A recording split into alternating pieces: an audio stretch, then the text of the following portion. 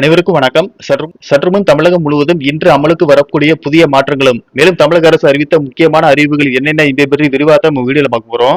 வீடியோவை கடைசி வரைக்கும் ஸ்கிப் பண்ணாம பாருங்க. வீடியோக்குள்ள போறதுக்கு முன்னாடி இந்த வீடியோ லைக் பண்ண பிரஸ் பண்ணிக்கோங்க. இப்ப இந்த சேனலுக்கு முதல் வரீங்கன்னா சப்ஸ்கிரைப் பட்டனை பிரஸ் பண்ணிக்கோங்க. அப்படியே பக்கத்துல இருக்கக்கூடிய பெல் ஐகான் பட்டனை பிரஸ் பண்ணிக்கோங்க. வாங்க வீடியோக்குள்ள போகலாம். முதலாவது அறிவிப்பாக, வாகன உரிமையாளர்கள் தங்களுக்கு பிடித்த எண் வேண்டுமென்றால் அதற்கான கூடுதல் கட்டணம் செலுத்தி பேன்சி எண் என கூறப்படும் அந்த சிறப்பு எண்களை பெற்றுக் கொள்ளலாம். இந்த சிறப்பு பதிவு எண்களை பெறுவதற்கான கட்டணங்களை உயர்த்த தமிழக அரசு முடிவு செய்துள்ளது. இதற்கான வரைவு அறிக்கை அரசிதழில் வெளியிடப்பட்டுள்ளது. அதன்படி அரசால் ஒதுக்கப்படும் முன்பதிவு பதிவு எண்களுக்கு தற்போதைய வரிசை மற்றும் அடுத்த 3 வரிசைகளுக்கு ரூபாய் 40,000 கட்டணம் இருக்கும் நிலையில் வரவு அறிக்கையில் ரூபாய் 80,000 நிர்ணயிக்கப்பட்டுள்ளது. அதே போல 5 முதல் 8வது வரிசைக்கு 60,000 இருந்து 1,20,000 என 2 மடங்கு உயர்த்த திட்டமிடப்பட்டுள்ளது.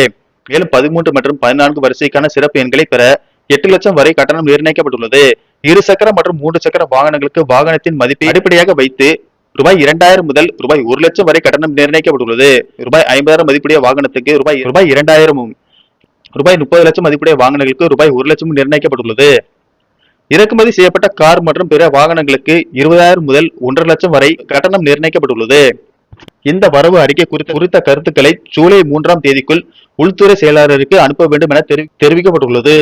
அடுத்த அறிவிப்பாக, திருச்செந்தூர் சுப்பிரமணிய சுவாமி கோயிலில் கட்டண சேவைகள் மற்றும் அபிஷேக சிறப்பு தரிசன கட்டணத்தை உயர்த்த கோவில் நிர்வாகம் முடிவு செய்துள்ளது. இது குறித்து ஜூலை 7ஆம் தேதி வரை ஆட்சேபனைகளை தெரிவிக்கலாம் என அறிவிக்கப்பட்டுள்ளது. அடுத்த அறிவிப்பாக, மொகரம் பண்டிகை மற்றும் வார விடுமுறை என தொடர் விடுமுறை முன்னிட்டு தமிழகம் முழுவதும் சிறப்பு பேருந்துகள் இயக்கப்பட உள்ளன.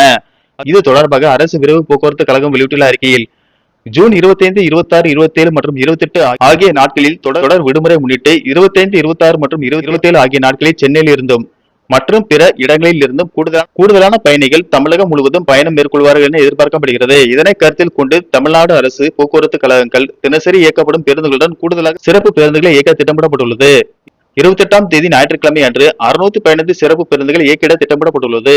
அடுத்த அறிவிப்பாக, தாய்மாமன் தங்க மோதிரம் திட்டத்தை முதல்வர் விஜய் செப்டம்பர் 15ஆம் தேதி தொடங்க வைக்க உள்ளதாக தமிழக அரசு தெரிவித்துள்ளது.